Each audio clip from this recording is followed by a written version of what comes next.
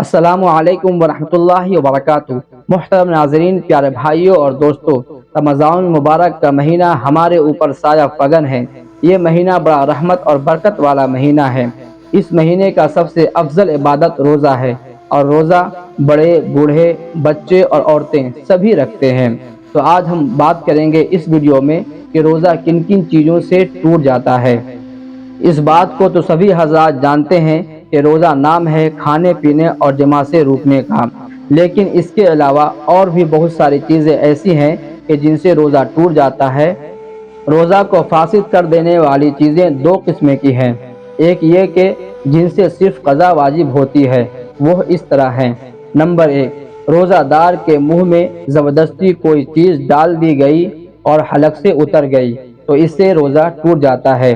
Number دو، روزہ یاد تھا اور کلی کرتے ہوئے بلا ارادہ حلق سے پانی اتر گیا تو اس سے بھی روزہ ٹوٹ جاتا ہے۔ نمبر تین، خود بخود قے ہوئی اور پھر قصدن حلق میں لوٹا لی تو اس سے بھی روزہ ٹوٹ جاتا ہے۔ نمبر چار، قصدن منہ بھر کے قے کرنا، اس سے روزہ ٹوٹ جاتا ہے۔ نمبر پانچ، دانتوں میں پھنسی ہوئی چیز کو زبان لگا کر نگل جانا، جبکہ وہ چیز چنے کے برابر تھی یا اس سے زیادہ۔ اگر چنے سے کم تھی تو روزہ نہیں ٹوٹا، لیکن اگر منہ سے باہر نکال کر پھر نگل گیا تو اس سے کم پر بھی رہے تو روزہ ٹوٹ جائے گا۔ نمبر چھ، کان میں تیل ڈالنا۔ نمبر سات، اگر کسی شخص نے اپنی بیوی کو چھوا اور اس کا انزال ہو گیا یعنی منی خارج ہو گئی تو روزہ ٹوٹ جاتا ہے۔ اور نمبر آٹھ، دانتوں میں سے نکلے ہوئے خون کو نگل لینا جبکہ خون تھوک پر غالب ہو تو اس سے بھی روزہ ٹوٹ جاتا ہے۔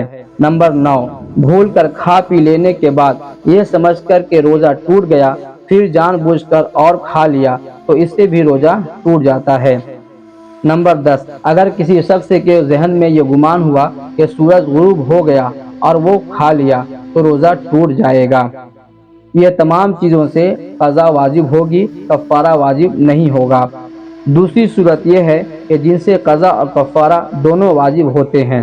تو نمبر ایک، رمضان کا روزہ رکھ کر ایسی کوئی چیز قصدن کھا پی لی جو غذا یا دوا یا لذت کے طور پر استعمال کی جاتی ہے تو اس سے قضا اور کفارہ دونوں واجب ہو جاتا ہے۔ نمبر دو، اپنی بیوی سے صحبت کر لی تو اس سے بھی روزہ ٹوٹ جاتا ہے اور ان صورت میں قضا اور کفارہ دونوں واجب ہے۔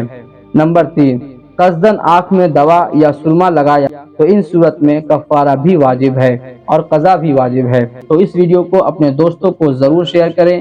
کچھ اعتراض ہو تو کمنٹ کریں۔ فی امان اللہ۔